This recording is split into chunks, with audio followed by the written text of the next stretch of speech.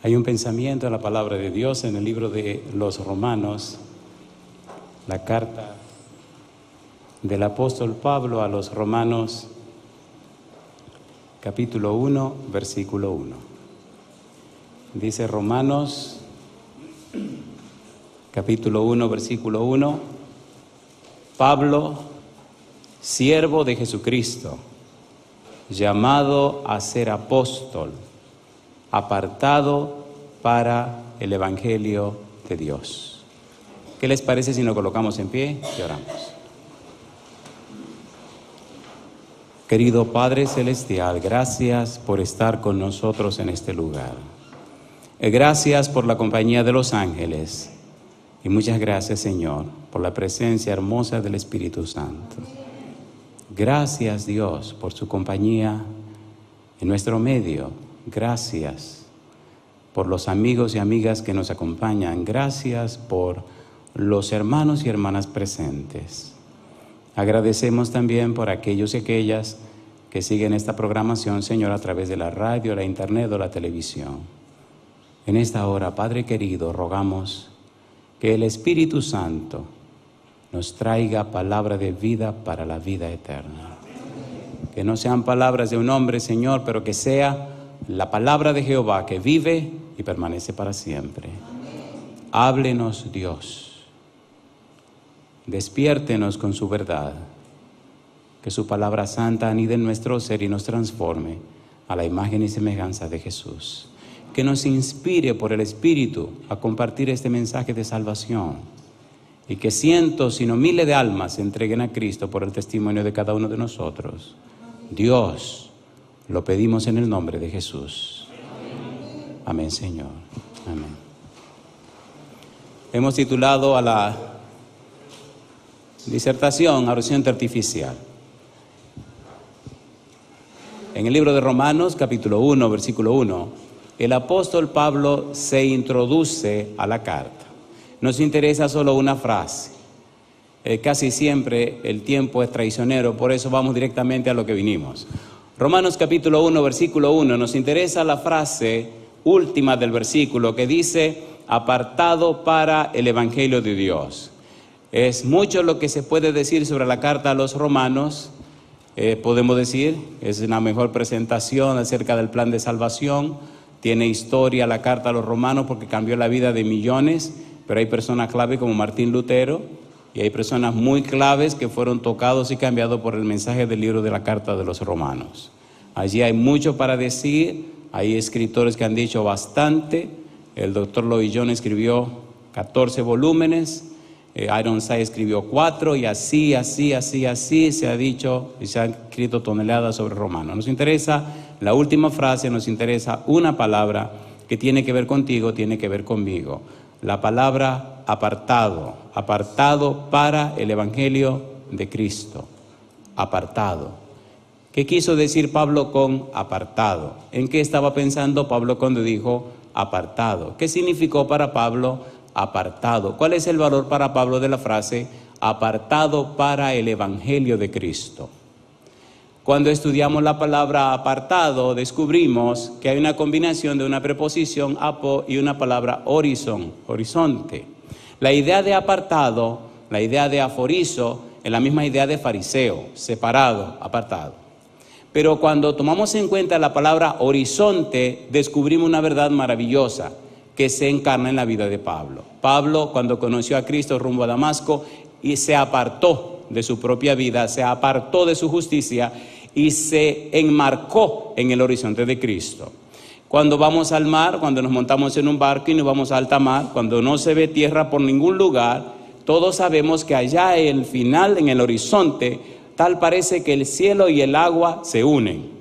Y si miramos a nuestro alrededor, vemos que en alta mar, todo alrededor nuestro es como un círculo inmenso donde el cielo y el agua se unen.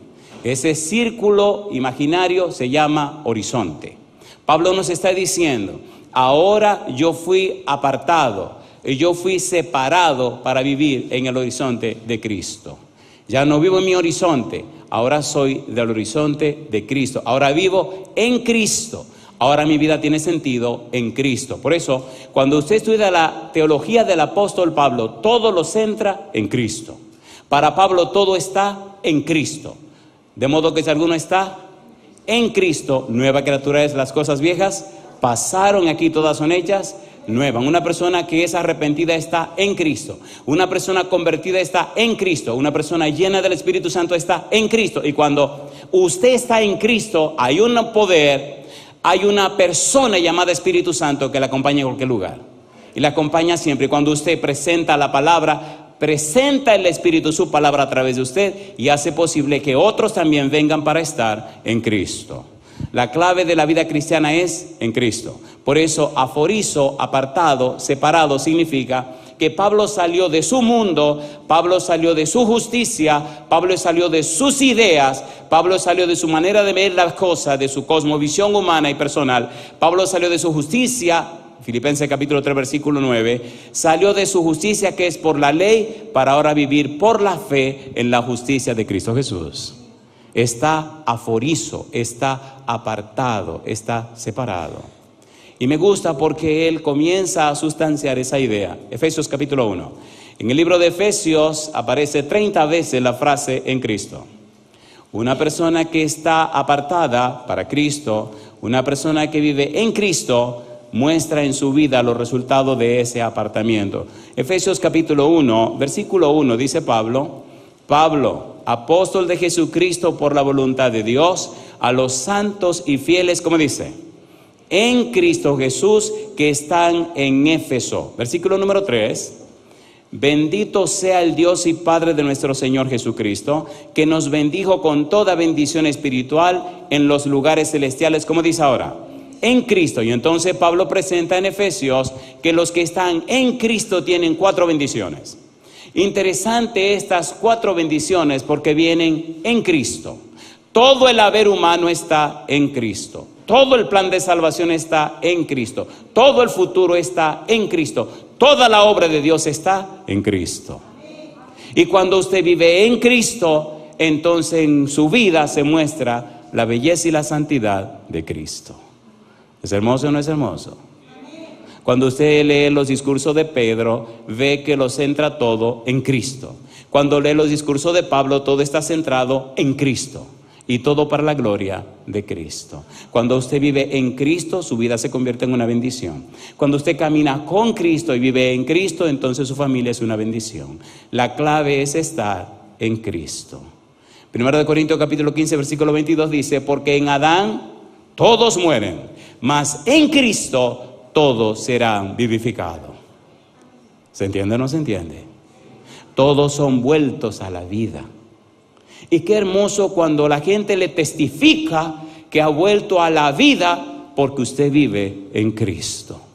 ¿Es hermoso o no es hermoso eso? ¿Es hermoso o no es hermoso eso? Usted no puede estar tranquilo si está en Cristo. Para estar tranquilo tiene que estar sin Cristo. Pero si está en Cristo, entonces vive la vida de los apóstoles. No pararon hasta que murieron como mártires. ¿Cierto o falso? A ver, ¿sí o no? Tenemos que trabajar hoy con los discípulos antes de Pentecostés y los discípulos después de Pentecostés. Yo no sé cómo haremos con el problema del tiempo, pero eso es lo que tenemos que hacer. Y es bastante lo que hay que decir. Perdonen si ahora le damos rápido al negocio, porque es que necesitamos ganar tiempo. ¿Están listos? Vamos a correr. En Cristo, 4 bendiciones. Efesios 1:4, dice el versículo 4, según nos escogió en Él antes de la fundación del mundo, para que fuésemos, ¿cómo dice? Santos y ¿qué más? Y sin mancha, ¿dónde? Delante de Él. Si usted está en Cristo, no me diga que usted es una persona común y corriente y vulgar. Si usted está en Cristo, santo y sin mancha, ¿cómo se explica estar en Cristo y vivir una vida de cualquier manera? Y dentro de esa escogencia de Dios, y dentro de esa manera hermosa como Dios escogió a todos los seres humanos en Cristo, mire qué cosa linda dice ahora versículo 5, dice el verso 5, en amor, habiéndonos predestinado para hacer ¿qué cosa? Adoptados, hijos ¿como de quién? Hijos suyos, ¿por medio de quién? Por medio de Jesucristo, según el puro afecto de su voluntad. Si usted es un hijo de Dios, su vida tiene que mostrar que usted camina con Dios, ¿sí o no? ¿Cómo usted puede caminar con Dios y vivir una vida vulgar, común y corriente, una vida secular? ¿Cómo se muestra la santidad en la secularidad? Yo no sé. Versículo 6. Mire cómo dice el versículo 6.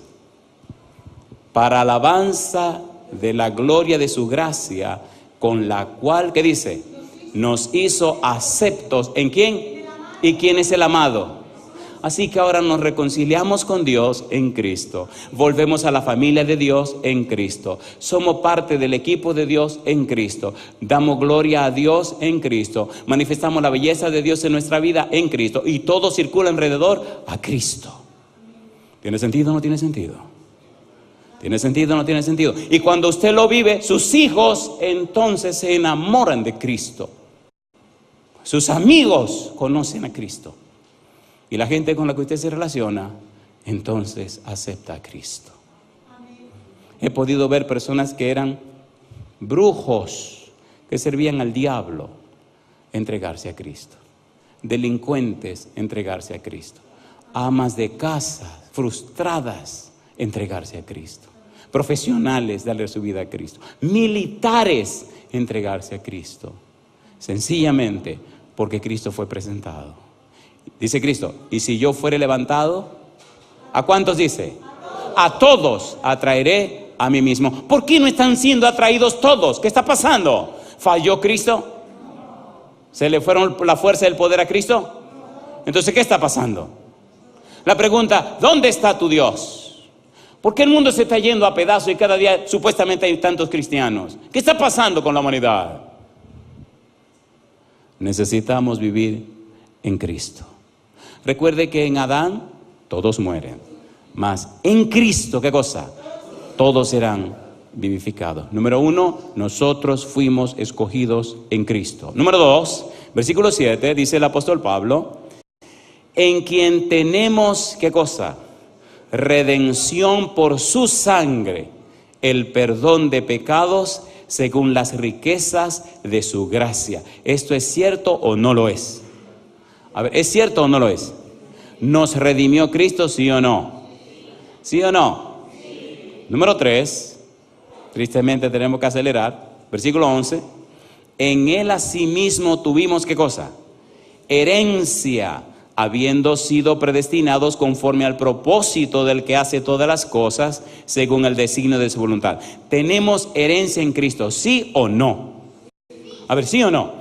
Una pregunta, si usted tiene herencia en Cristo y si su herencia está en el cielo y no en este mundo que perece, ¿por qué está tan preocupado y angustiado? No tiene sentido eso, ¿verdad que no?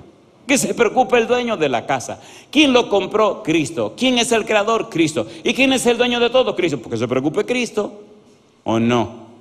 A ver, ¿sí o no? A mí me gusta Romanos 8:32. Romanos 8:32 dice, el que no escatimó ni aún a su propio Hijo, sino que lo entregó por todos nosotros, ¿cómo no nos dará juntamente con él cuánto? Todas las cosas. ¿Cuántas cosas? Todas las cosas. ¿Cuántas cosas? Todas las cosas. Asegúrese de estar en Cristo y no tendrá problema de todas las cosas. El problema es que si estamos en Adán, entonces preocúpese porque posiblemente le falten todas las cosas. ¿Se entiende o no se entiende? ¿Se entiende o no se entiende? En Cristo. Tenemos herencia en Cristo. ¿Puedo contarles algunas cosas que ustedes no quieran creer? ¿La quieren oír o no la quieren oír? A mí me encanta contar algunas cosas porque hay personas que sacudan la cabeza y dicen, esto es mentira, eso no puede ser, eso es mentira. Y me gusta que se sacudan la cabeza porque por lo menos están reaccionando. Pero imagínense una gente que venga a un concierto y nada más se sienta a ver el concierto. Terminó y se fue por si reaccionó. No reaccionó. Por lo menos dijo algo. Hay una casa que Dios nos dio en Santo Domingo. Y había una parte del dinero que había que terminar de pagar. La casa duró 5 años sin rentarse. Porque esa casa nos la dio el Señor. Y yo decía, y mi esposa estaba de acuerdo, y nos pusimos de acuerdo. Qué feo que en la casa de nosotros iba gente bebiendo, y una casa que nos la dio el Señor. Y ahí duró la casa 5 años cerrada. Un buen día se nos ocurrió que había que rentarla, porque había que terminar de pagar una parte del dinero porque los intereses iban subiendo. Y la rentamos a un tesorero de un colegio pequeño, pero imagínense, el tipo no tenía suficiente para pagar la renta. Así que se la rentamos por un 30% de lo que era la renta. ¿De quién es la casa? De Dios. Así que ese problema no es mío, el problema es del Señor. Que un hijo de él que no pueda pagar vive en la casa, gloria a Dios. También ese tipo es hijo del Señor, ¿o no?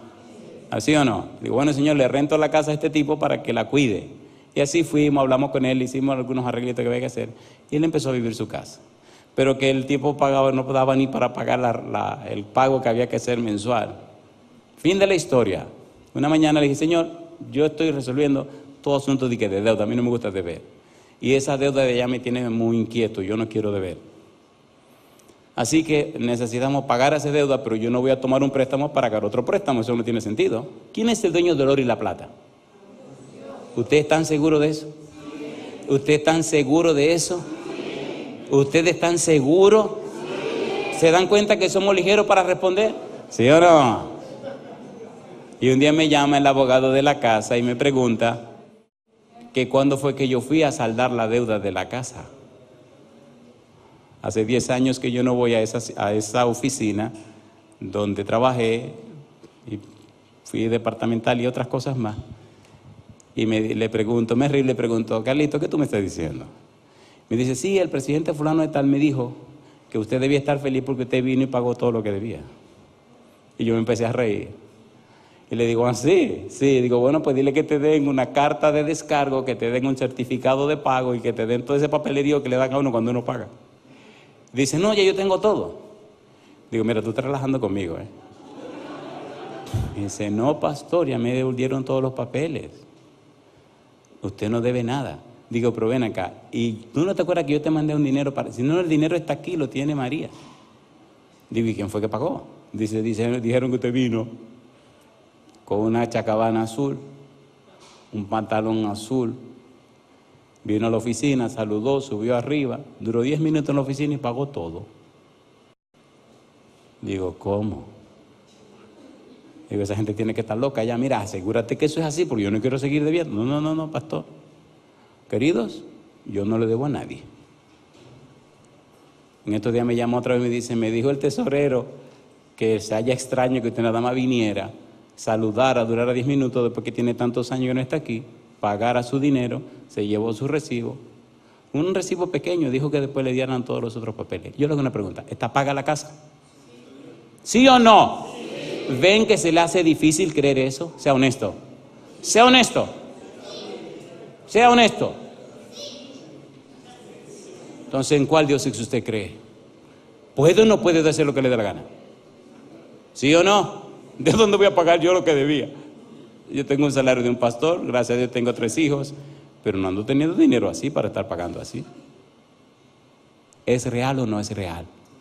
¿Tenemos herencia en Cristo? Pero estamos esperando llegar al cielo. No sea bobo, comienza a heredar ahora. Empieza a heredar ahora. Número 4, Efesios capítulo 1, versículo 13. En él también vosotros, habiendo oído la palabra de verdad, el evangelio de vuestra salvación, y habiendo creído en él, ¿qué dice ahora? Fuisteis sellados, ¿con quién? Con el Espíritu Santo de la promesa. Yo le hago esta pregunta. Dice el apóstol Pablo aquí que los que están en Cristo han sido sellados con el Espíritu Santo. ¿Lo dice o no lo dice? ¿Lo dice o no lo dice? Cuando Pedro y los demás apóstoles fueron sellados con el Espíritu Santo, cuando los 120 fueron sellados con el Espíritu Santo, mi pregunta, ¿revolucionaron el mundo o no lo revolucionaron? Entonces, ¿qué es lo que está pasando en el mundo? ¿Dónde están los sellados en el Espíritu Santo? ¿Dónde están? Porque el mundo no será igual cuando el Espíritu pueda manifestarse en toda su fuerza, ¿cierto o falso? ¿Qué dice San Lucas 13:11? ¿Qué dice Lucas 13:11? ¿Ha puesto Dios límite a dar su Espíritu? Lucas capítulo 13, versículo 11. ¿Qué dice Jesús? Me gustan las palabras de Jesús. Lucas capítulo 13, versículo número 11. ¿Cómo dice el verso 11? Dice San Lucas capítulo 11, versículo 13. Parece que me estoy poniendo viejo. Lucas 11, 13. Pues si vosotros, ¿qué cosa? Siendo malos, sabéis dar buenas dádivas a vuestros hijos. ¿Qué pregunta Jesús ahora? ¿Cuánto más vuestro Padre Celestial, qué dice? Dará el Espíritu Santo, ¿a quiénes? A los que se lo pidan. Mi pregunta, cuando Pablo se encontró con Cristo Jesús, ¿fue lleno del Espíritu Santo, sí o no? ¿La vida de Pablo comenzó a transformar el mundo en que lo rodeaba, sí o no? ¿Sí o no? Entonces vemos que Pablo, al estar en Cristo y al estar sellado con el Espíritu, su vida se convierte en una fuente de bendición que llega hasta lo último del mundo conocido en la época de Pablo. Todavía hoy hablamos de Pablo, todavía hoy tenemos el Nuevo Testamento con 14 libros escritos por Pablo. Todavía hoy encontramos a las personas predicando de Pablo en cualquier rincón de la tierra, en cualquier idioma. Un hombre que era enemigo de Cristo, estaba en contra del pueblo de Cristo porque no conocía a Cristo. Pero desde que Pablo se encontró con Cristo, cuando Cristo le habló de a quién estaba persiguiendo, la vida de Pablo dio un cambio completo. Se produjo un arrepentimiento, un cambio de la mente, un cambio de horizonte. Pablo cambió ahora para estar en el horizonte de Cristo, para vivir en Cristo. Y la vida de Pablo, un perseguidor, y la vida de Pablo, un fariseo, y la vida de Pablo fue llena del Espíritu de Cristo y se convirtió en un instrumento del cielo para la salvación de las almas de todo el mundo. Y yo digo, alabado sea el nombre de Dios. Mi pregunta, ¿te gustaría ser a ti hoy el Pablo moderno? ¿Sí o no? ¿A cuánto le gustaría estar tan lleno del Espíritu de Cristo y viviendo tan en Cristo que su vida sea una fuente de bendición? Levante su mano conmigo. ¿Lo puede hacer Dios, sí o no? Ha dado, Juan 3:34, porque Dios no ha dado su Espíritu por medida. ¿Nos dio Dios toda la plenitud del Espíritu? ¿Sí o no? Moisés se quejó una vez y le dijo, este pueblo está pesado, esto está difícil, Señor. Yo no puedo llevar solo la carga de este pueblo. Y el Señor, tan dulce y amable, le dice, pues mira, búscate 70 ancianos y voy a tomar, oiga qué cosa linda, del Espíritu que puse en ti para poner en ellos. ¿Tenía bastante Moisés? Alguien se me acercó, ¿en dónde? En Canadá. Estábamos en Canadá y una dama se me acercó y me dice, mire, que yo quiero, ojalá esté viendo el programa esa hermana, yo quiero una doble porción. Y yo la escuché, terminó de hablar y le dije, hermana, déjeme hacerle una pregunta. ¿Da Dios el Espíritu por porciones? Porque la Biblia lo que dice es que Él da su Espíritu total y completamente. Juan 3:34 dice que Él no da el Espíritu por medida. Ok, hablemos de las medidas entonces. Si Dios da el Espíritu completamente, ¿quién está poniendo la medida? Le dije, ¿no le parece que puede ser el envase? Que tenga la mitad llena de otra cosa y solo quepa el poquito que le dejaron al Espíritu. ¿Por qué no vacía el envase para que se llene plenamente del Espíritu? ¿Se entiende, querido? ¿Se entiende o no se entiende? Vacíe eso, sáquelo afuera. Si tiene algún rencor contra alguien, vaya y resuelva. Saque esos odios, esos resentimientos, esas amarguras, esas envidias, esas cosas feas que hay dentro. Saque todo eso. Pídale a Dios que lo lave con la sangre de Jesús. Y entonces que lo llene con toda la plenitud de su Espíritu. Y Dios tiene la gracia de glorificarse en aquellos que nada son, porque la gloria es de Cristo. ¿Es así o no es así? ¿Es así o no es así? En Cristo. Los que viven en Cristo son una fuente de bendición para toda la humanidad. Son sellados con el Espíritu, ¿en quién dice? En Cristo. A ver cuán rápido pueden ir. Efesios capítulo 1, versículo 13 y 14. Efesios capítulo 1, versículo 13 y 14. Sellados con el Espíritu. Recuerde que tenemos que hablar de horizonte artificial. Vamos a llegar en algún momento donde veremos que los discípulos vivieron en un horizonte artificial cuando caminaron con Cristo.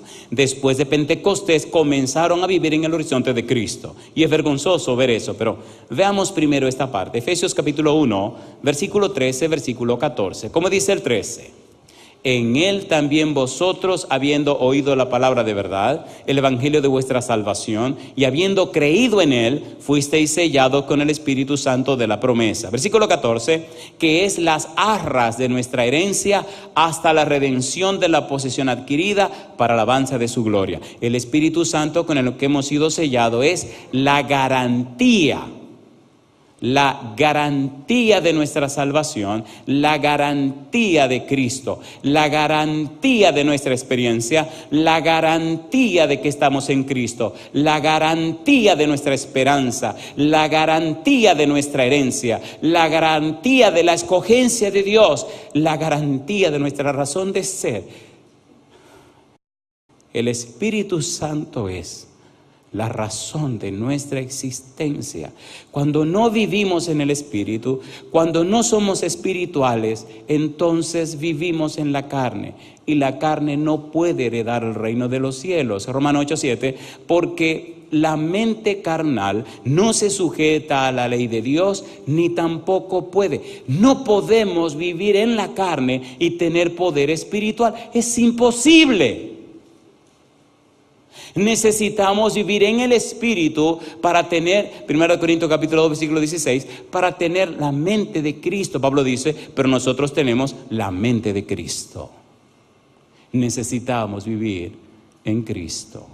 Necesitamos ser sellados con el Espíritu Santo. Capítulo 2, versículo 18, Efesios, dice el versículo 18, porque por medio de Él los unos y los otros tenemos entrada, como dice Pablo, por un mismo Espíritu. Versículo 22, en quien tenemos también, en quien nos, dice el versículo 22, en quien vosotros también sois juntamente edificados para morada ¿de quién? De Dios, en quien dice, en el Espíritu. Al estar en Cristo, entonces hay una comunión estrecha con el Espíritu. Hay una experiencia con el Espíritu que se traduce en una vida transformada, se traduce en una vida cambiada, se traduce en una vida arrepentida. Y la experiencia con Dios en el Espíritu hace posible que tu vida se convierta en un ejemplo, en un testimonio que inspira a la gente a buscar a Cristo. No las palabras, pero las vivencias, las evidencias, el testimonio inspira a la gente a entregarse a Cristo. ¿Es así o no es así? ¿Es así o no es así? Y todo se hace para la gloria de Cristo. Efesios capítulo 3, versículo 5. Misterio que en otras generaciones no se dio a conocer a los hijos de los hombres, como ahora es revelado a sus santos apóstoles y profetas, por el Espíritu. Y el apóstol Pablo sigue diciendo, versículo 16, para que os dé conforme las riquezas de su gloria, el ser fortalecido con poder en el hombre interior. ¿Por quién dice?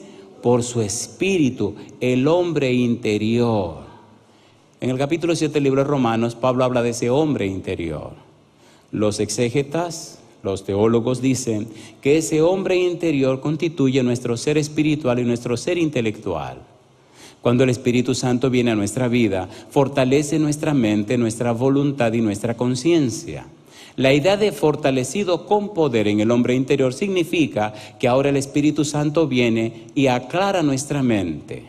Fortalece nuestra mente con el conocimiento de Cristo, el conocimiento de la palabra de Dios.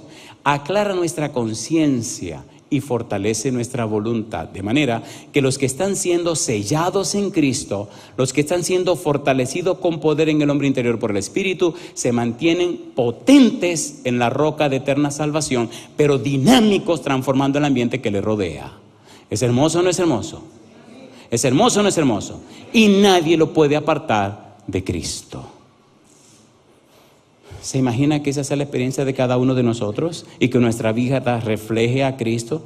Hay una cantidad de pasajes hermosísimos en el libro de Efesios acerca de esta experiencia. Capítulo 4, versículo 3, solícitos en guardar la unidad del Espíritu en el vínculo de la paz. Cuando somos sellados con el Espíritu, vivimos en el Espíritu.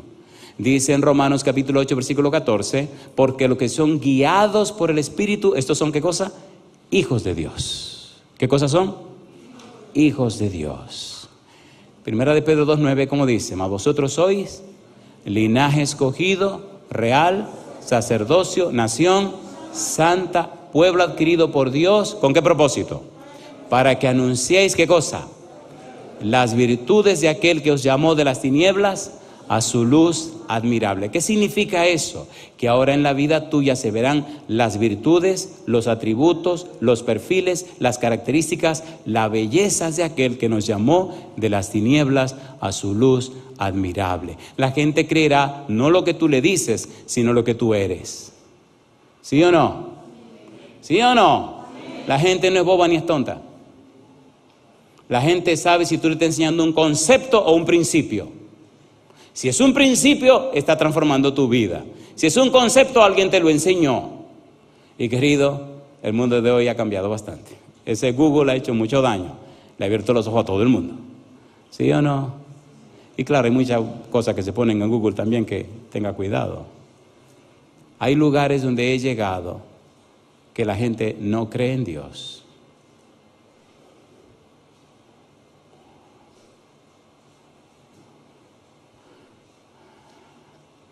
Hay una isla cerca de Puerto Rico, se llama Guadalupe. ¿Alguno conoce la isla de Guadalupe cerca de Puerto Rico? ¿Usted la conoce?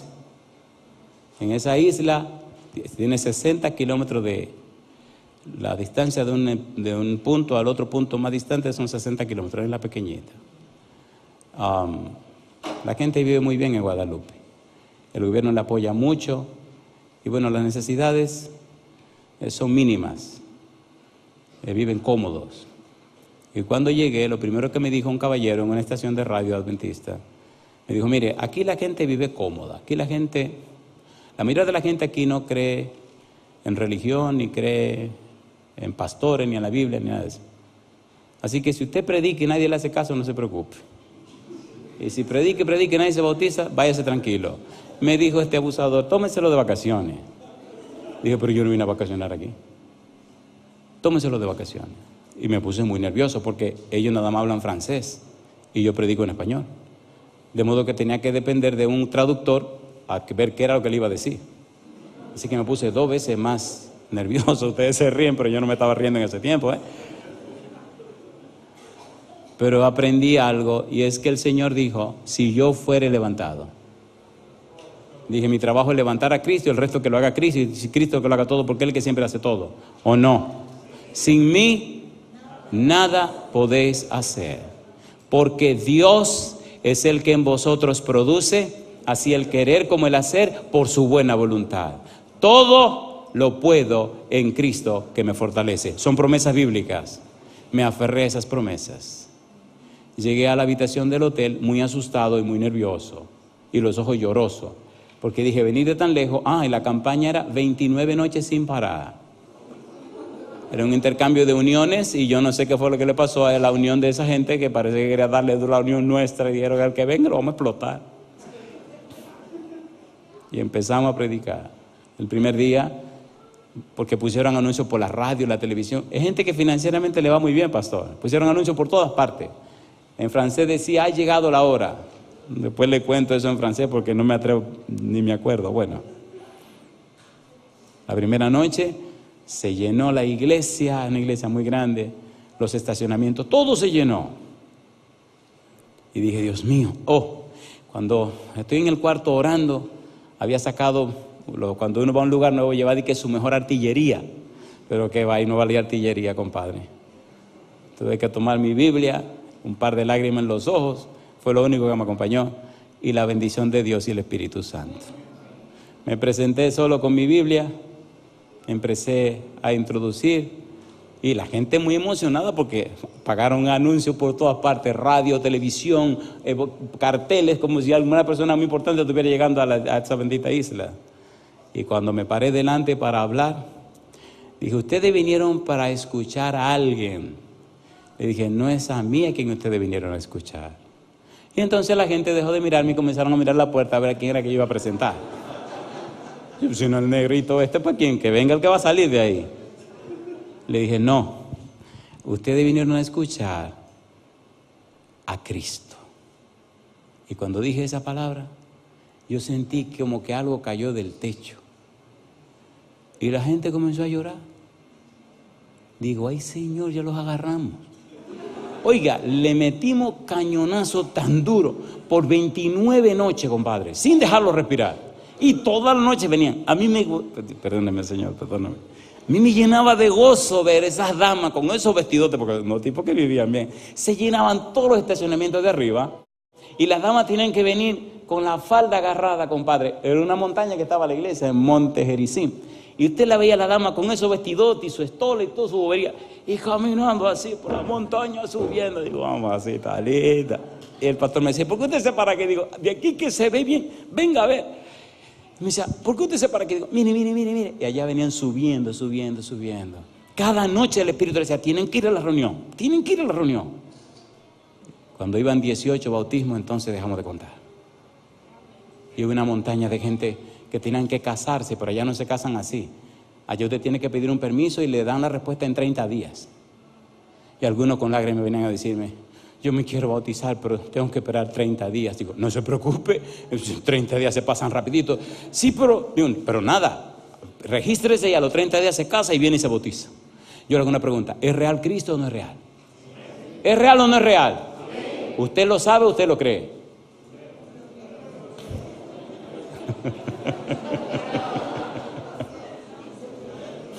Mejor dejémoslo ahí para que sigamos siendo amigos. Efesios capítulo número 4, versículo número 4. Efesios 4:4, dice el 4, un cuerpo y un espíritu, como fuisteis también llamados en una misma esperanza de vuestra vocación. Dice Efesios 4:30, y no contristéis al Espíritu Santo de Dios, con el cual fuisteis, ¿qué cosa? Sellados para el día de la redención. Mi pregunta, ¿dice que fuimos sellados, sí o no? Capítulo 5, versículo 9, dice el apóstol Pablo, porque el fruto del Espíritu es en toda bondad, justicia y verdad. Pastor, ¿por qué estamos leyendo estos versículos de Efesios acerca del Espíritu Santo? Queridos, si hemos sido verdaderamente sellados del Espíritu, si es verdad que vivimos en Cristo, tienen que verse estas cosas en nuestra vida. Dios no se contradice. El mundo está como está, no porque Dios haya abandonado al mundo. El mundo está como está, no porque Dios se desentendió del mundo. El mundo está como está porque el mundo se separó del Señor. El que a mí viene, dijo Cristo, no le echo fuera. ¿Lo dijo o no lo dijo? El Señor quiere acercarse a sus hijos. El Señor quiere acercarse a su pueblo. El Señor quiere acercarse a los seres humanos. Dios anda buscando con quién alcanzar sus ovejas que están perdiéndose. Pero necesita hacerlo con personas que vivan en Cristo y que estén selladas del Espíritu. No con ideas humanas, no razonamientos lógicos. No, sino con su palabra y el poder del Espíritu Santo. Eso cambia a la gente. Personas incrédulas. En esta isla vivimos experiencias maravillosas con jóvenes, con niños, con adultos. Personas que jamás habían pensado en un día darle su vida a Cristo. Personas con problemas familiares, personas con pleitos serios con la esposa porque era cristiana y no daba testimonio fiel, y este otro pobre hombre odiaba a la iglesia, odiaba a su mujer y odiaba su matrimonio. Y yo no dije que odiaba a Cristo, porque él no odiaba a Cristo, pero estaba frustrado. ¿Cómo puedo creer en Cristo? ¿Cómo puedo creer en la iglesia, pastor, si mi casa es un infierno? Fue lindo ese sábado cuando bautizamos a este caballero. Le dijo a su jefe, me bautizo el sábado. Es el último día, su último sábado que te trabajo. A partir de la semana que viene, no trabajo sábado. Si quieres, tu trabajo de hacer a otra gente. No, tú no me puedes hacer eso. Te estoy diciendo. Y yo acabo de conocer la palabra de Dios, acabo de entender el mensaje de salvación y yo no doy un paso atrás. El jefe vino al bautismo, el dueño de la empresa vino al bautismo, porque no podía creer, un tipo que tenía 20 años trabajando con él, que en 2 semanas hiciera ese cambio en su vida. El tipo estaba leyendo lo que enseñaba la iglesia adventista, pero el testimonio de la esposa no lo dejaba acercarse. ¿Me están entendiendo? ¿Me están entendiendo o no me están entendiendo? Dejémoslo así para evitarnos problemas mayores, ¿verdad? En Cristo. 2 Corintios 5:17. De modo que si alguno está en Cristo, nueva criatura es. Las cosas viejas pasaron y aquí todas son hechas nuevas. Romanos 8:1. ¿Qué dice Romanos 8:1? Ninguna condenación hay para los que están en Cristo Jesús, los que no andan conforme a la carne, sino conforme a ¿quién? Al Espíritu. Gálatas capítulo 2, versículo 20, de modo, ¿qué dice Pablo? Con Cristo estoy juntamente crucificado y ya no vivo yo, mas vive Cristo en mí, y lo que ahora vivo en la carne, lo vivo en la fe del Hijo de Dios, el cual me amó y se entregó a sí mismo por mí. ¿Qué dice Filipenses capítulo 1, versículo 21? Porque para mí el vivir es Cristo y el morir es ganancia. ¿Qué dice 1 Corintios 11:1? Sed imitadores de mí como yo de Cristo. ¿Fue linda la experiencia de Pablo? A ver, ¿sí o no? ¿Inspiró Pablo a la gente? ¿Se entregaron a Cristo la gente que escuchó a Pablo? ¿Sí o no? Lucas, ¿quién era Lucas? Un médico. ¿Cerró su consultorio para seguir detrás de Pablo? Lo cerró. Por eso cuando usted lee el libro de Hechos dice, y navegamos, y fuimos, y nosotros. Fue tan linda la experiencia, el testimonio de Pablo en la vida de Lucas, que el médico dice, yo cierro este negocio, me voy con Pablo. Se hizo misionero. ¿Es así o no es así? Necesitamos personas que vivan en Cristo, que estén en el horizonte de Cristo, no en el horizonte artificial que los seres humanos inventan. De hecho, la frase o palabra horizonte artificial la utilizan los aviadores, los pilotos. Los aviones tienen un aparatito que se llama horizonte artificial. Ese aparatito le dice a los pilotos cuándo es qué está arriba y qué está abajo. Porque cuando entran en las nubes, ellos no saben qué hay arriba ni qué hay abajo. Así que el cuerpo no le indica qué está arriba y qué está abajo. Y muchos han perdido la vida por no entender o comprender o ajustarse al horizonte artificial. El horizonte artificial en una nave le dice a usted, mira, esta es la parte que está arriba, esta es la parte de abajo. Si usted va boca abajo en el avión, le dice, mi negro, esta parte de aquí es la de arriba, así que tiene que ponerte claro. Si usted no se pone claro, usted se estrella y se mata. Los discípulos, aunque caminaron con Cristo, estaban en un horizonte artificial, no estaban en el horizonte de Cristo.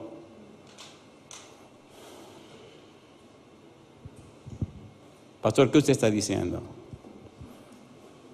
San Juan capítulo 16, versículo 12 en adelante. Vamos rapidito. San Juan capítulo 16, versículo 12 en adelante. Oiga las palabras de Cristo. Y aquí comienza un testimonio doloroso. Aquí comenzamos, queridos. San Juan capítulo 16, versículo 12 en adelante. Dice el versículo 12, dice el Señor Jesús, aún tengo muchas cosas que deciros. ¿Y qué dice ahora? Pero ahora no las podéis sobrellevar. Pero cuando venga el Espíritu de verdad, Él os guiará a toda la verdad. Porque no hablará por su propia cuenta, sino que hablará todo lo que oyere y os hará saber las cosas que habrán, ¿qué dice ahora? De venir. Él me glorificará porque tomará de lo mío y os lo hará saber. Todo lo que tiene el Padre es mío. Por eso dije que tomará de lo mío y os lo hará saber. Todavía un poco y no me veréis, y de nuevo un poco y me veréis, porque yo voy, ¿qué dice Cristo? Al Padre. Mi pregunta, ¿dice o no dice que el Espíritu os hará saber? El Espíritu os lo hará saber. El Espíritu os lo hará saber. Ahora ustedes no pueden sobrellevar lo que les quiero decir.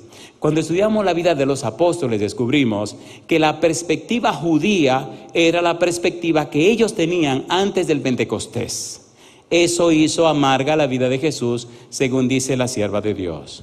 ¿Por qué los discípulos no podían llevar esas cosas? San Lucas capítulo 22. Miren qué estaban pensando los discípulos, su horizonte artificial. San Lucas capítulo 22, versículo 24 al 27. San Lucas 22, versículo 24 al 27. ¿En qué estaban pensando estos hombres? Al caminar con Cristo, ¿cuál era su interés? ¿Qué es lo que andaban buscando? San Lucas 22, versículo 24. ¿Cómo dice el versículo 24?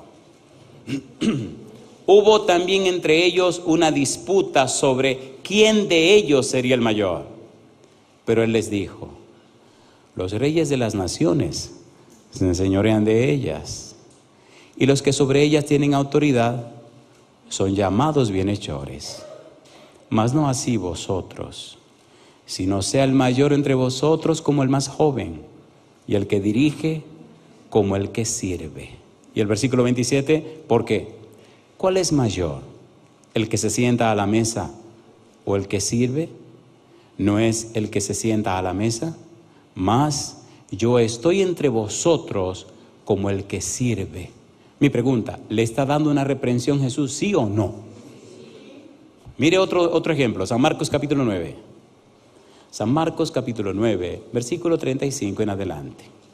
Los discípulos estaban viviendo un horizonte artificial, no estaban en el horizonte de Cristo, aunque estaban caminando con Cristo. No estaban en el horizonte espiritual de Cristo, aunque oyeron las palabras de Cristo. Y era doloroso y lamentable para Cristo esta situación con los discípulos. San Marcos capítulo 9, versículo 35. ¿Cómo dice el versículo 35? Entonces él se sentó y llamó a los 12 y les dijo: si alguno quiere ser el primero, ¿qué dice Jesús? Será el postrero de todos. ¿Y el servidor de cuántos?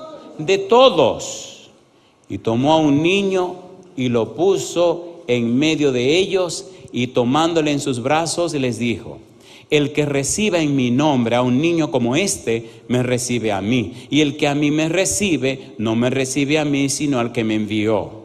Juan le respondió diciendo: Maestro, hemos visto a uno que en tu nombre echaba fuera demonios, pero no nos sigue, y se lo prohibimos porque no nos seguía. Pero Jesús dijo: no se lo prohibáis, porque ninguno hay que haga milagro en mi nombre que luego pueda decir mal de mí. Porque el que no es contra nosotros, por nosotros es. Y cualquiera que os diere un vaso de agua en mi nombre, porque sois de Cristo, de cierto os digo que no perderá su recompensa. Y yo pregunto, ¿estaban entendiendo los discípulos a Cristo? No. ¿Estaban comprendiendo los discípulos el plan de Cristo? No. ¿Estaban los discípulos en el horizonte de Cristo? No.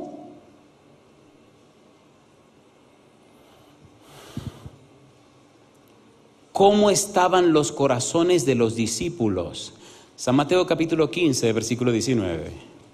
Pastor, ¿por qué estamos haciendo este estudio tan serio de los discípulos? Pongamos atención, querido, pongamos mucha atención. San Mateo capítulo 15, versículo número 19. ¿Cómo dice el versículo 19? Dice Cristo: porque del corazón salen los malos pensamientos, los homicidios, los adulterios, las fornicaciones, los hurtos, los falsos testimonios. ¿Qué cosa más dice? Las blasfemias. Versículo 22. Y aquí, ¿qué dice el versículo 22? San Mateo capítulo 15, capítulo 22, versículo 37, San Mateo 22, 37. Dice Mateo capítulo 22, versículo 37, Jesús les dijo: amarás al Señor tu Dios con todo tu corazón. ¿Y qué más dice? Con toda tu alma. ¿Y qué más? Y con toda tu mente. Pon cuidado a lo que hay en tu mente. Pon cuidado a lo que hay en tu corazón. La base de la existencia humana, en el ser humano, parte de la mente. Usted piensa antes de actuar. Usted no actúa sin pensar. El resultado de sus acciones son el resultado de sus pensamientos. Y ahora Cristo dice, San Marcos capítulo 7, versículo 6. Miren cómo Él repite una y otra vez la misma frase. Marcos 7, 6. Respondiendo Él les dijo: hipócritas, bien profetizó de vosotros Isaías, como está escrito: este pueblo de labios me honra, mas su corazón está, ¿cómo dice? Lejos de mí. capítulo 7, versículo 21. Porque de dentro del corazón de los hombres salen los malos pensamientos, los adulterios, las fornicaciones, los homicidios. Capítulo 8, versículo 14 en adelante. Habían olvidado traer pan y no tenían sino un pan consigo en la barca. Y él les mandó diciendo: mirad, guardaos de la levadura de los fariseos y de la levadura de Herodes. Y discutían entre sí diciendo: es porque no trajimos pan. Y entendiéndolo Jesús les dijo: ¿qué discutís? Porque no tenéis pan. ¿No entendéis ni comprendéis? ¿Y qué dice Cristo ahora? ¿Aún tenéis endurecido vuestro corazón? Teniendo ojos no veis, y teniendo oídos no oís, y no recordáis. Cuando partí los 5 panes entre 5,000, ¿cuántas cestas llenas de los pedazos recogisteis? Y ellos dijeron 12. Y cuando los 7 panes entre 4,000, ¿cuántas canastas llenas de los pedazos recogisteis? Y ellos dijeron 7. Y les dijo: ¿cómo aún no entendéis? La pregunta: ¿en qué estaban pensando los discípulos? ¿En quién sería el mayor? ¿Qué querían los discípulos? La mejor posición. ¿Qué lo hacía seguir a Cristo? Lo que iban a recibir. Estaban en un horizonte artificial porque tenían en mente sus propias conveniencias. Capítulo 10, versículo 5. Y respondiendo Jesús les dijo: por la dureza de vuestro corazón os escribió este mandamiento. Pero al principio de la creación, varón y hembra los hizo Dios. En la misma perspectiva judía de un Mesías victorioso, un Mesías conquistador, un Mesías que cambiaría, dice la sierva de Dios, su mísera pitanza en abundancia, un Mesías que lo haría la nación más poderosa, un Mesías que lo llenaría de gloria, de dinero, de poder. Esa misma perspectiva estaba en la mente de los discípulos cuando estaban caminando con Cristo, lamentablemente. Dice la palabra de Dios, capítulo 16, versículo 14, San Marcos. Dice el Señor Jesús, Marcos 14, 16. San Marcos capítulo 16, versículo 14. Finalmente se apareció a los 11 mismos, estando ellos sentados a la mesa, y les reprochó, ¿qué cosa dice? Su incredulidad. ¿Y qué más les reprochó? Y dureza de corazón. ¿Por qué? Porque no habían creído a los que le habían visto resucitado. ¿Quiénes le habían visto resucitado? Número 1, los ángeles. Número 2, las mujeres que fueron cuando María se encontró con él. Número 3, los que fueron a Emaús. Y allí cuando iban a Emaús, el Señor Jesús se manifestó y tuvo un diálogo con ellos explicando. Y al final se manifestó en el aposento y a todos se le mostró, y aún Tomás, que no estaba, tampoco quería creer. Pastor, ¿qué es lo que nos está diciendo? Queridos, queridas, cuando vivimos en nuestro horizonte artificial, se nos hace imposible creer en Cristo.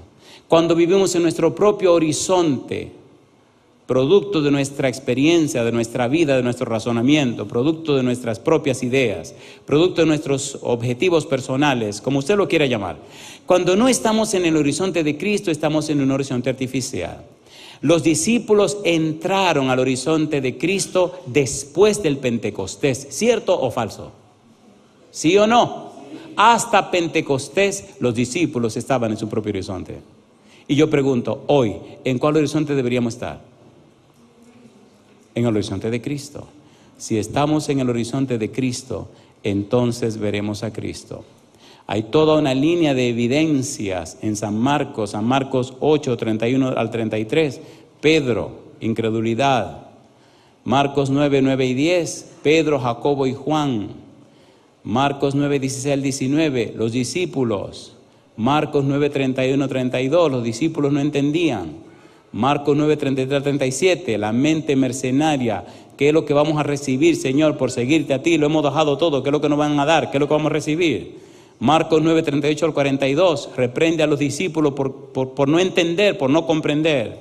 Marcos 10, 13 al 16, vienen y quieren impedir que los niños lleguen a Jesús. Marcos 10, 23 al 31, una mente mercenaria, ¿qué es lo que vamos a ganar? Jacobo y Juan, el interés de queremos estar uno a tu derecha y otro a tu izquierda, eso es lo que nos interesa. Marcos 10, 35 al 45. Judas, hace una pregunta en Marcos 14, 3 al 11.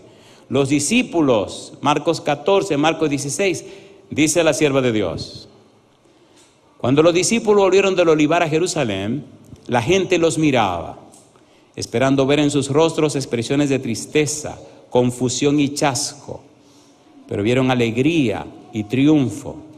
Los discípulos no lloraban ahora esperanzas frustradas, habían visto al Salvador, dice ella, y entonces añade lo siguiente: habían visto al Salvador resucitado, y las palabras de su promesa la promesa de su promesa de despedida repercutían constantemente en sus oídos. Mientras los discípulos esperaban el cumplimiento de la promesa, humillaron sus corazones con verdadero arrepentimiento y confesaron su incredulidad. ¿Qué cosa confesaron? Su incredulidad. Se reprocharon a sí mismos, dice ella, el haber comprendido tan mal al Salvador. Cuando meditaban en su vida pura y santa, sentían que no habría trabajo demasiado duro, ni sacrificio demasiado grande, si tan solo pudiesen ellos atestiguar con su vida la belleza del carácter de Cristo. Oh, dice ella, si tan solo pudieran vivir de nuevo los 3 años pasados, pensaban ellos de cuán diferente modo procederían. ¿Cuánto nos duele, decían los discípulos, haber estado tan enfocados en nuestros propios intereses? ¿Cuánto nos duele no haber comprendido a Jesús? Si solo pudieran ver al Señor de nuevo, cuán fervorosamente tratarían de mostrar la profundidad de su amor y la sinceridad de la tristeza que sentían por haberle apenado con palabras o actos de incredulidad. Y resolvieron que, hasta donde fuese posible, expiarían su incredulidad confesándolo valientemente delante del mundo. Alabado sea el nombre de Dios. ¿Lo hicieron o no lo hicieron? Y yo le hago una pregunta a usted, querido. Los años que tiene en la iglesia, los años que tiene de experiencia en su vida cristiana. Mi pregunta para usted: ¿verdad que se encuentran trazos de incredulidad en nuestra vida? ¿Sí o no? ¿Sí o no? Escuche lo que ella dice. Estos días de preparación fueron días de profundo escudriñamiento del corazón, poniendo aparte toda diferencia, todo deseo de supremacía, se unieron en estrecho compañerismo cristiano. Se acercaron más y más a Dios, y al hacer esto, comprendieron cuán grande privilegio habían tenido al poder asociarse tan estrechamente con Cristo. La tristeza llenó sus corazones al pensar en cuántas veces le habían apenado por su tardo entendimiento y su incomprensión de las lecciones que, para el bien de ellos, estaban procurando enseñarles. 3 años y medio caminando con Dios. 3 años y medio viviendo en compañía de Cristo y no entender a Cristo. Es una tragedia. Es una tragedia. ¿Es una tragedia o no es una tragedia? Entonces yo le hago una pregunta: si fueron estos discípulos que caminaron con Él, que comieron con Él, que tenían una vida en un horizonte artificial, completamente separados de Cristo, ¿qué nos queda a nosotros que estamos 2000 años después? ¿Sí o no? A ver, ¿sí o no?